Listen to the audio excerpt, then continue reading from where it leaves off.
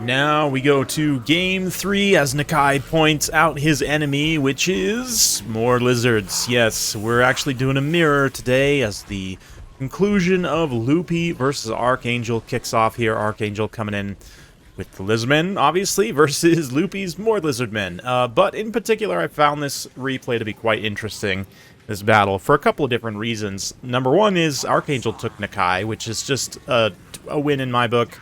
Nakai's awesome. He always will be. He's actually pretty good right now, too. He's got his golden tributes for Vigor Refresh, a little bit of damage resistance here. He's got his Primal Roar for more physical resistance and melee attack at the cost of rampaging friendly units. And yeah, just overall is an awesome, awesome lord. I enjoy his joy. How about that? We got some chameleon skinks up front. Second line here, just a couple actually in the skirmish. Main line of skink cohort with jabs. We've got one Red Crest, the Regiment of Renown as well. Some Cold One Spear Riders out on the flanks. Same thing for Loopy. He's also got some Cold One Spear Riders out on the flanks. His heavy hitter is the Dread Saurian. Feral Dread Saurian here. No howda. He's got a Salon of Life to heal it. And then a bunch of Skink Skirmishers. We've got 4 of them. A couple of Skink cohorts up front. A couple of Clever Girls scattered around as well. The Feral Cold Ones. So a little bit more of mobility. It's going to be quite interesting. So generally, Feral Dread Saurian is probably the best, strongest single entity versus other single entities in the game. In particular, against other monsters, it kind of has a specialty of absolutely taking them out. So should be quite interesting to see how it performs here. Right now, it's just kind of making its way over on this flank. As Loopy collapses, he is going to lose one Feral Cold One, but should probably beat out the enemy mobility in this engagement here. Dread Saurian's going to come over and do a little bit of damage. But yeah, you see how it really doesn't do a lot when it plows into those skink cohorts. Splash attacks, just overkilling models, and generally not doing that much damage, but much better against cavalry, where it can just kill models outright with each attack. Over on the opposite flank here, we do have a Rev Crystal as well on Nakai's side to heal him up, but he manages to win out this flank engagement pretty decisively. Cold One Spear Rider still taking quite a bit of damage there. There's one Cold One on the red side still. But yeah, Cold One Spear Riders doing pretty well. The Red Crest in particular will help out that engagement quite a bit. But let's get in close and watch. As, you see Nakai and his lieutenant there. There's a Scar Veteran, Saurus Scar Veteran, anti-large armor piercing, mobility. Both charging across the field, trying to hunt down this Dread Saurian, stop it in its tracks, as it is currently just rampaging through their lines. Salon of Life chilling in the back. No worries at all on him. He's going to throw a little Earthblood there. Just hits one Cold One Spear Rider. It's not the most efficient on multi-target healing, but it's good to get the magic out there, and Salon's got plenty of it, so might as well throw the spells. Dread Saurian's going to come over and maybe try and smash this Rev Crystal before it can output too much healing, but no. Here comes Nakai on the side charge. Feral Cold One, or the Scarvet on the Cold One as well. Feeling pretty feral, honestly. Looking amazing with that white and yellow color scheme. But yeah, Nakai just straight up punching a Dread Saurian in the teeth is just so heavy metal. He pops that Primal Roar, which physical resistance is going to help a lot, not just get demolished by the Dread Saurian. You see Shield of the Old Ones, regrowth on the opposite side. So far, both sides just kind of wet noodling each other. Ooh, a big hit on Nakai there from the Dread Saurian. But let's keep the health bars up as we take a little bit of a wide view. We've got a Rev Crystal as well that can come in here and do a little bit of healing for Nakai. So as long as he doesn't take too much burst damage, he should be okay. Colossal Strike on the Scarvet gives him extra weapon strength and anti-large. But it doesn't look like he's probably output all that much damage anyway yet. Yeah, only like 120 damage worth. He's mostly here to just be extra, hit points and a little bit of extra punch should Nakai need it. But the Dread Saurian pass across. Gonna hit the Court of Sotek again, do a little bit of damage on them. We've got quite a bit of Skink Skirmishers here for Loopy. They are a little bit overblobbed right now, so not gonna be firing as efficiently. But Feral Manticore being summoned here as well from the Skink Priest of Beasts, who is also going to get crushed by the Dread Saurian. and very quickly routed. But yeah, Dread Saurian comes in, actually lands an attack on the Rev Crystal there. So Archangel trying to use all of his single entities together. A lot of his supporting troops have been routed off at this point. Things are honestly not looking great for him, but let's see if Nakai can potentially turn things around a little bit here. He's getting the Cohort of Sotek back in a position to support those single entities. Got a few Skink Skirmishers kind of scattered around. They might actually be able to do something to those weakened Cold One Riders. Not a lot of HP left on that unit. The Feral Manticore also kind of tossed in as a distraction against the blob Skink Skirmishers. Manages to tie down a couple of them, while the rest get their work done. Nakai trying to get through these cold ones here,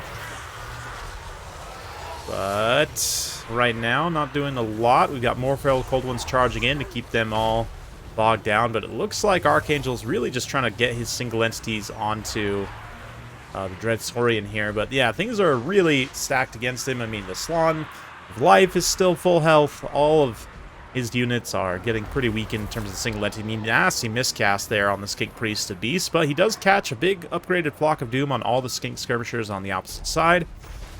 So, you know, some damage there definitely is going to be nice to try and take them out at a distance. We see a little Earthblood there on the Saurian side. He's got plenty of HP, but, you know, might as well just heal what he has lost already. Hits a couple of these other tattered units as well. Not that it's going to do them a ton of good, but they're able to come in here and do a little bit. Looks like the Scarvet's pretty much done. Takes a massive womp from the Feral Dread Saurian and is going to get terror routed away. But let's see here. Now is the time. If Nakai can do anything, now is the time he's got to do it.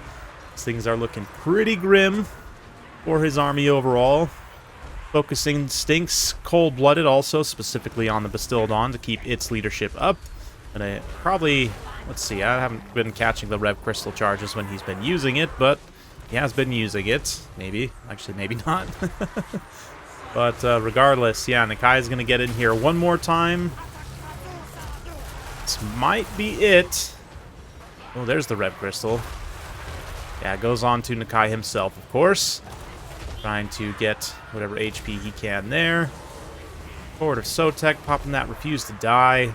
So, you know, their few 19 remaining unit models will just continue fighting until that drops, and they'll probably all fall over. But let's see, Skink Skirmisher's still fighting in here, and interestingly enough, the Feral Dread Saurian's having some leadership issues. It hasn't been able to get super consistent contact, and the fact that it's 3v1 on this single entity fight, it's having a hard time pulling away and cycle charging right now. Although Nakai has a lot less HP, yeah, he's maybe going to win here, at least individually. There's still a lot of balance of power for Archangel to try and get through, though.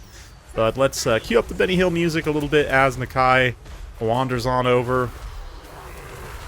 And once again, we'll see him dueling the Dread Saurian. You know, Dread Saurian getting distracted, like attacking one single skink over here. Definitely painful. But finally, he gets focused on the right target. And we do see another Feral Manticore being summoned here. Super clutch. Skink Priest still being alive at this point. Feral Manticore, of course, can come down, add one extra single entity to this fight. Feral Dread Saurian's getting pretty close to being heal capped here. Has actually absorbed a lot of damage and healing. But right now, Nakai, another Rev Crystal charge on him to try and sustain him through this late game. If anything, he's even been gaining HP just because the Saurian hasn't been able to make consistent contact here. There's a hit, but really not what you would expect given the high weapon strength there. Of course, Primal Roar definitely helps mitigate that damage a little bit, but yeah, I think because the Dread Saurian's damage is kind of being broken up between multiple targets on a lot of its attacks, even against these single entities, it's not necessarily hitting as hard as it could be, but it's almost taken out the Rev Crystal here. Of course, everyone knows you got to kill the healers first. Nakai also understands that very well, even Rampage, so he's going to get a few swings on the Slan here. Not that the Slan has a lot more healing left to give. Well, it probably does, to be honest. It is a Slan after all. But yeah, the Manticore and Nakai together just kind of pressure the Slan away while the Feral is taking out the Rev Crystal, which he did. The Rev Crystal is officially slain, so no more healing for the side of Nakai. But likewise, probably no more healing for the Dread Saurian as well, given that the Slan is done. Very unlikely to come back. in any kind of meaningful way. Skink Priest, though, one last Flock of Doom on him before he is also trampled off the field. Excuse me. Tried to mute the mic in time, but I did not. Yeah, the Slot actually gets straight up taken out by the Manticore, and then immediately it crumbles. So the timing here has been absolutely incredible for Archangel, managing to stabilize things, but he's still not out of the woods yet.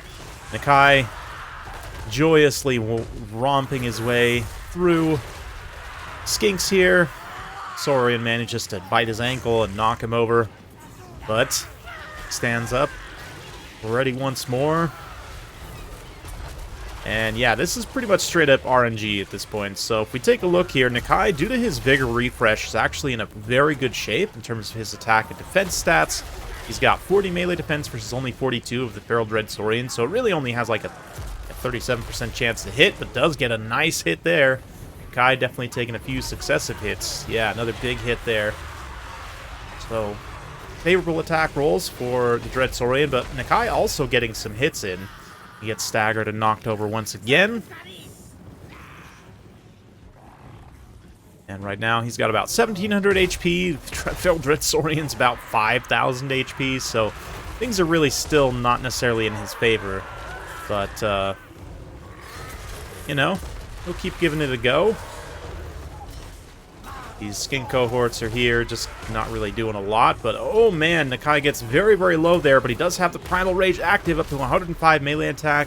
Gives him a very good hit chance against the Feral Dread Saurian. Oh man, he's down below 1,000 HP. Just below 4,000 for the Dread Saurian. Gets distracted momentarily, chasing some Skinks. But then the Dread Saurian also turns around to fight the Skink Priest, and then its leadership just breaks. So what a finish there, honestly. There was definitely points where I thought Archangel had truly lost that, but Nakai, the absolute hero of the Lizardmen, coming through in the end to put the rebellious Salon back in his place. Yeah, what a finish, honestly. It's one of the most exciting mirrors I think I've ever seen, honestly, in terms of the finish. So yeah, we'll see how many views this ends up getting. Typically, mirrors don't end up getting as many views for understandable reasons, but overall, very, very fun game. Well played to both players. Really, honestly, comes down to dice rolls there at the end. Either player could have won. So, you know, I would say from, like, a tactics and micro perspective, they basically came out even, you know, exactly even at the end of the series. And in that case, the dice rolls in the game decide who wins, and ultimately ended up being Archangel here and Nakai, which personally it makes my heart very happy to see the good old Lizard Boy having such a great time. Man, there was not a time not too long ago where Nakai was considered an absolute meme, and really not really worth taking in any kind of competitive context, but here, especially in this mirror, he puts that Dread Saurian in its place. He actually out-damages it, outvalues it. Just, even though both had a stellar performance, obviously, both pay for themselves, but Nakai ultimately wins that fight. Scarvet just gets absolutely pummeled. He's basically just extra single entity bait here. But yeah, the Chameleon Skinks get some pretty respectable value as well. Great performance from the cohort of Sotek, likewise. And then on both sides, the cavalry just kind of murdered each other and got good value. Yeah, for Loopy as well, 166 kills, 120, 150. His Cold One Spear Riders definitely cleaned up a lot of the numbers here as well and got some good value. Yeah, hard to really say what I would have done differently in either player's position. I think they, like I said, they both played basically to a standstill. The dice rolls came out in Nakai's favor, so what a wonderful game. Thank you all so much for being here and enjoying with me. If you want more of this type of content, be sure to like, subscribe, and all that fun YouTube jazz. Thank you so much. We'll see you next time.